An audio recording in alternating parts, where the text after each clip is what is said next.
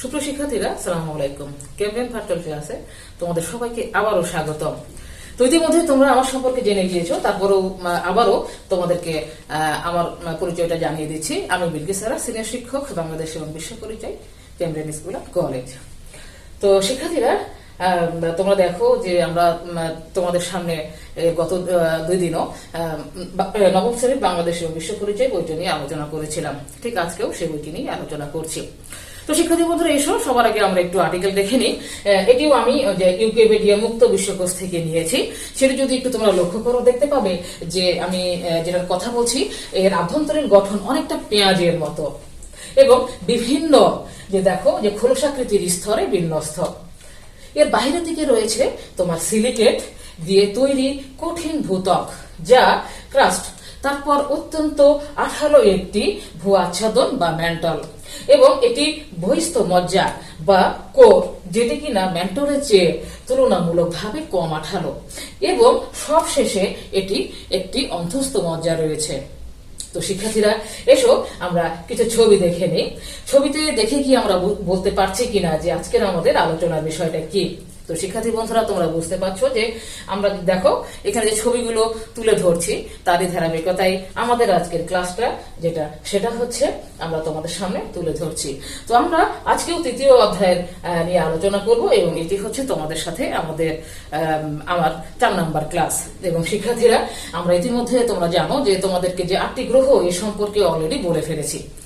এবং দেখো, এখন আমরা জেনে নেব যে আমাদের যে পৃথিবীটা সম্পর্কে আমরা পড়েছিলাম, পৃথিবী গ্রহটা, সেই গ্রহটার গঠনটা কেমন। তো আমরা জানি যে প্রত্যেকটি জিনিসের একটা গঠনের বা স্ট্রাকচার, কাঠামো, গঠন রয়েছে। তো ঠিক পৃথিবীতে একটা ভূ অভ্যন্তরীণ গঠন রয়েছে। তো সেটি নিয়ে আজকে আমরা আলোচনা করব। তো শিক্ষার্থীরা, এসো যে আমরা কিছুটা ছবি আবার দেখছি। দেখো, তো এখানে দেখে আমরা বুঝতে পারছি যে আজকের আমাদের আলোচনার বিষয় হচ্ছে কি, ভূ অভ্যন্তরের গঠন। তো শিক্ষার্থীরা, আজকে আমাদের এই পাঠটি পড়ে আমরা যে সমস্ত বিষয়গুলো সম্পর্কে বলতে পারবো তার ভিতরে তোমরা দেখো ভূ অভ্যন্তরের স্তরগুলো চিহ্নিত করতে পারবে, ভূ অভ্যন্তরের গঠন ব্যাখ্যা করতে পারবে। এবং শিক্ষার্থীরা, তাহলে এসো আমরা এখন পৃথিবীর গঠনটা দেখে নেই। তো শিক্ষার্থীরা দেখো, আমরা এখানে কিছু কিছু ছবি আর কি দেখতে পাচ্ছি। সেই ছবিতে দেখো আমরা পৃথিবী দেখতে পাচ্ছি, তার আশেপাশে অখণ্ড ছোট ছোট পাথর, নুড়ি পাথর সবকিছু দেখতে পাচ্ছি। তো এখান থেকে ধীরে ধীরে দেখো যে একত্রিত হয়ে আসলে পৃথিবীটা আমাদের মোটামুটি তৈরি হয়েছে। তো শিক্ষার্থী বন্ধুরা, যে ভূঅভ্যন্তরের গঠন আমরা যদি বোর্ডের দিকে একটু লক্ষ্য করি, আমরা কিন্তু দেখতে পাবো যে আমাদের ভূ অভ্যন্তরে দেখো অনেকগুলো স্তর রয়েছে, 1 2 3 4টা। এখানেও যদি আমরা দেখি, তো ঠিক একইভাবে আমাদের ভূ অভ্যন্তরে অনেকগুলো স্তর রয়েছে। তো শিক্ষার্থীরা, প্রথমে আমরা জেনে নিই আমাদের ভূ অভ্যন্তরের গঠনটা কেমন। তোমরা এখানে দেখতে পাচ্ছ যে ভূ অভ্যন্তরের গঠন রয়েছে। এখান থেকে দেখো প্রথমে আমাদের আছে এখানে ভূত্বক। ভূত্বক হচ্ছে মহাদেশীয় ভূত্বক, এবং তার পাশাপাশি আছে সমুদ্র তলদেশীয় ভূত্বক। এবং শিক্ষার্থীরা, আমাদের রয়েছে আরেকটি হচ্ছে গুরুমণ্ডল, এবং এখানে রয়েছে হলো কেন্দ্রমণ্ডল। তাহলে দেখো পাচ্ছি ভূত্বক, গুরুমণ্ডল এবং কেন্দ্রমণ্ডল। এবং শিক্ষার্থী, এই কেন্দ্রমণ্ডল থেকে আবার যেটা আসছে সেটা হচ্ছে বহিঃকেন্দ্রমণ্ডল, এবং সবশেষে আসছে আমাদের অন্তঃকেন্দ্রমণ্ডল। তো শিক্ষার্থীরা, ভূ অভ্যন্তরের যে গঠনটা দেখো আমরা ছবিটা এখানে দেখতে পাচ্ছি, সেই অনুযায়ী দেখো আমাদের প্রথম যেটা এখানে ছবিটা একটু লক্ষ্য করো, 1 নম্বরে যেটা রয়েছে সেটা হচ্ছে অন্তঃকেন্দ্রমণ্ডল, 2 রয়েছে বহিঃকেন্দ্রমণ্ডল, 3 নম্বরে রয়েছে আমাদের গুরুমণ্ডল, এবং 4 নম্বরে রয়েছে হলো আমাদের ভূত্বক। তো শিক্ষার্থীরা, আমরা এখানে আরেকটি ছবি দেখে নিই। দেখো আমাদের এখানে ভূত্বকটা বলা আছে। তো সেই ক্ষেত্রে আমরা যেটা দেখতে পাচ্ছি যে একটু যদি লক্ষ্য করি যে পৃথিবীর উপরিভাগের কঠিন আবরণকেই ভূত্বক বলা হচ্ছে। তাহলে আমরা এখানে সংজ্ঞাটা প্রথমে দেখে নিলাম যে ভূত্বক কি। তাহলে ভূত্বক হচ্ছে পৃথিবীর উপরিভাগের কঠিন আবরণ। তো শিক্ষার্থী বন্ধুরা, দেখো আমরা একটু যদি দেখতে পারি যে এখান থেকে আমাদের ভূত্বক কোনটি সেটা আমরা দেখতে পাচ্ছি। তারপরে দেখো ভূত্বকের পরে যেটা রয়েছে এটি হলো অশ্বমণ্ডল, তারপরে যেটি রয়েছে এটি হচ্ছে গুরুমণ্ডল। ঠিক একইভাবে যদি লক্ষ্য করো, দেখো এটা রয়েছে বহিঃকেন্দ্রমণ্ডল, এবং ঠিক তারপরে এটাই রয়েছে আমাদের কি, অন্তঃকেন্দ্রমণ্ডল। তো এই ছবিটা যদি আমরা দেখি, আসলে কিন্তু বুঝতে পারবো যে আমাদের ভূ অভ্যন্তরের গঠনটা কেমন। তো তো শিক্ষার্থী বন্ধুরা, এর পাশাপাশি দেখো আমরা এখন দেখে নিচ্ছি আমাদের ভূত্বক। এই যে ভূত্বকটা রয়েছে, আসলে এটা হচ্ছে মহাদেশীয় যে ভূত্বকটা রয়েছে, এটা হচ্ছে 30 থেকে 40 কিলোমিটার পর্যন্ত বিস্তৃত। এবং এর পাশাপাশি দেখো সমুদ্র যে তলদেশীয় আমাদের ভূত্বকটা রয়েছে, এটি হচ্ছে 5 কিলোমিটার। তো এখন আসলে আমরা একটু অশ্বমণ্ডল সম্পর্কে জেনে নিই। তো অশ্বমণ্ডল প্রথমে যেটা আসছে সেটা হচ্ছে ভূত্বক। ভূত্বক তো থাকতেই হবে প্রত্যেকটি গঠনের ক্ষেত্রে।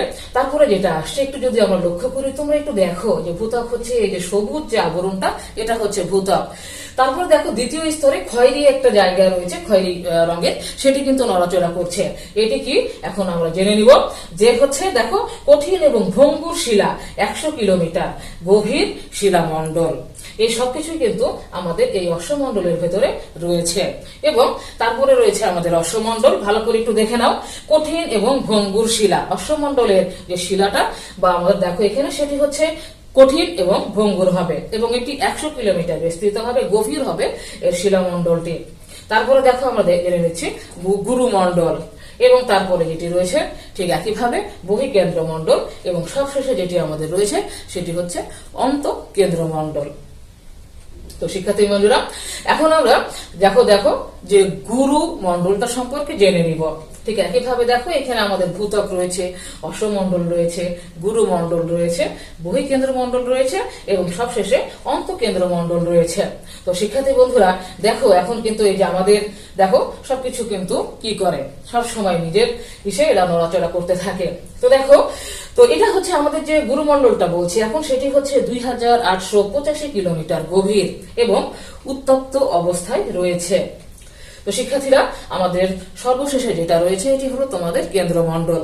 তো প্রথমে দেখে নিই ওই যে ভূত্বক, অশ্বমণ্ডল, গুরুমণ্ডল, বহিঃকেন্দ্রমণ্ডল এবং অন্তঃকেন্দ্রমণ্ডল। তো শিক্ষার্থীরা, এই যে কেন্দ্রমণ্ডলটা আমাদের রয়েছে, দেখো এখানে একটু লক্ষ্য করি ছবির দিকে, একটা হলুদ অংশ অনবরত কিন্তু কি করছে, ঘুরছে। তো সেটাই হচ্ছে আমাদের এই যে দেখো হলুদের পাশের একটি অংশ রয়েছে, এটি হচ্ছে আমাদের কেন্দ্রমণ্ডল। তো যদি আর একটু লক্ষ্য করি, দেখো এর পাশাপাশি যে সবুজ একটি অংশ রয়েছে, এটাও কিন্তু নড়াচড়া করছে, এটি হচ্ছে আমাদের কি অন্তঃকেন্দ্রমণ্ডল। তো শিক্ষার্থী বন্ধুরা, তো দেখো আমরা এখন যেটি যে কেন্দ্রমণ্ডল, ঠিক একইভাবে যে প্রয়োজনীয় তথ্যগুলো আমরা এখন জেনে নিব। যেমন দেখো তোমরা কেন্দ্রমণ্ডল এটা হচ্ছে পৃথিবীর মোট আয়তনের প্রায় 16 ভাগ এবং ওজনের 1/3। যদি 2 নম্বর বলি, যে এই স্তরের চাপ পৃথিবীর পৃষ্ঠের বায়ুর চাপের কয়েক লক্ষ গুণ বেশি। 3 নম্বর আমরা বলতে পারি কেন্দ্রমণ্ডল 3486 কিলোমিটার পর্যন্ত পুরো। তাপমাত্রা হচ্ছে কত, 3000 থেকে 5000 ডিগ্রি সেলসিয়াস। শিক্ষার্থীরা, বহিঃকেন্দ্রমণ্ডল এটি দেখো 1216 কিলোমিটার পুরু তরল বহিরাবরণ, এবং সবশেষে এখানে নিকেল, লোহা, পারদ, সীসা দিয়ে গঠিত, এবং স্তরটি নিফ নামে পরিচিত, নাইফ বলতে পারি আমরা, বইয়ে নাইফ বলে থাকি। তো শিক্ষার্থীরা দেখো, যে তোমাদের জন্য আজকে আমি আবার সেই পৃথিবীর অভ্যন্তরের গঠনটা সম্পর্কে আলোচনা করেছি, এবং এখানে যে আমাদের গুরুমণ্ডল, অশ্বমণ্ডল, কেন্দ্রমণ্ডল গুলো রয়েছে সেগুলো তোমাদেরকে সুন্দরভাবে দেখানোর চেষ্টা করেছি। তো এই যে পাঠটা আমরা পড়েছি আজকে, তো সেখান থেকে তোমাদের জন্য আবার মূল্যায়নের জন্য কয়েকটি প্রশ্ন রাখছি, যে প্রশ্নগুলো নিয়ে অলরেডি আলোচনা করা হয়েছে, এবং তোমরা সুন্দরভাবে এগুলোর উত্তর দিবে। এক হচ্ছে অশ্বমণ্ডল কি, এবং 2 হচ্ছে ভূত্বক কি, তৃতীয়ত বলতে পারি যে ভূত্বক কিভাবে গঠিত হয়েছে, এবং সবশেষে যেটা আমরা বলছি যে তোমাদের জন্য আবার আরেকটি প্রশ্ন আমি রাখছি অনুশীলনের জন্য। সবাই বাসায় সুন্দরভাবে পড়বে এবং হোমওয়ার্ক করে নিয়ে আসবে। সেটি হচ্ছে একটি চিত্র অঙ্কন করবে, এবং চিত্র অঙ্কন করে ভূ অভ্যন্তরের গঠনগুলো তুলে ধরবে। তো শিক্ষার্থীরা, এসো সবাই আমরা দেশের উন্নয়নে অবশ্যই অংশগ্রহণ করি এবং সহায়তা করি। তো শিক্ষার্থীরা, আবার সবাইকে অনেক অসংখ্য ধন্যবাদ জানিয়ে আজকের ক্লাস এখানে শেষ করছি।